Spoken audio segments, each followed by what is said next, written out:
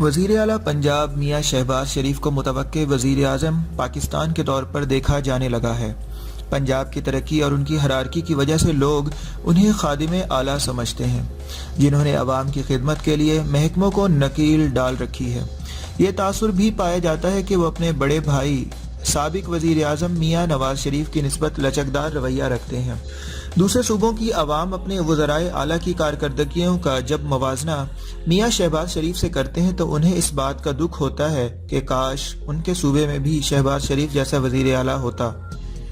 एक दस्त शनास की हैसियत से जब मैं मियां शहबाज शरीफ के हाथ की लकीरों का जुज़वी जायज़ा लेता हूँ तो उनकी शख्सियत के बहुत से मख्फी पहलू सामने आते हैं। वो अपने इख्तियारात के तहत जो फैसले करते या कोई काम करते नजर आते हैं तो उनके पीछे उनकी जबिलत कितना असर करती है, इस बात का अंदाज़ा उनकी चंद लकीरों से देखा जा सकता है।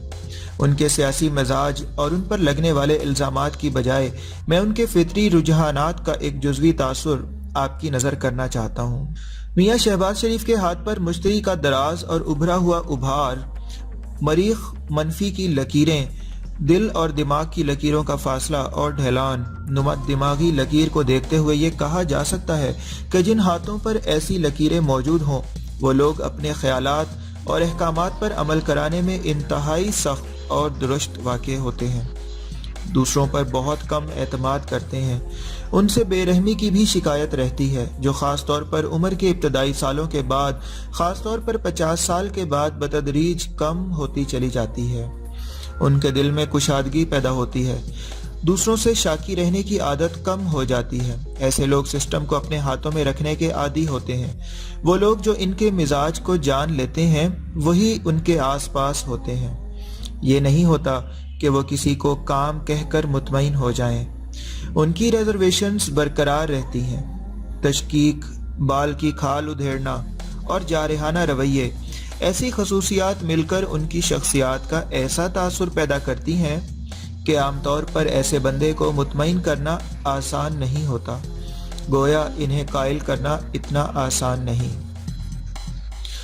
मियां शहबाज शरीफ फितरतन हिस्से जमालियात रखते हैं और इसका शुगफ पूरा किए बगैर रह नहीं सकते। हसास हैं, अपनी आज़ादी पर कंप्रोमाइज़ नहीं करते, किसी के मातहत रहना पसंद नहीं करते, दूसरों को अपना गर्विदा करना जानते हैं और ये इनके मिजाज का फितरी तकाजा है। बहुत से लोगों ने सुना होगा कि मियां शहबाज शरीफ रातों और सुबह सवेरे छापे मारने का मलका रखते हैं, जिससे अक्सर महकमों के अफसरों को सहरी के वक्त भी अलर्ट रहना पड़ता है। इसकी वजह भी इनकी फितरत में शामिल गैर मामूली हरारकी है जो उन्हें सरगर्म रखती है। मरीख मनफी की लकीरों का रुझान, दिमागी लकीर और अंगूठे की साख्त इनकी हमवक्त मुतहर्रिक और बेचैन तबीयत की अक्कासी करती है। कहा जाता है कि मियां शहबाज शरीफ में लचक मौजूद है, इसीलिए जब मियां नवाज शरीफ के साथ स्टैब्लिशमेंट या दीगर मुखालिफ कुव्वतों के दरमियान अनबन हो जाती है तो मियां शहबाज शरीफ को दरमियान में मसलहत कार के तौर पर आना पड़ता है।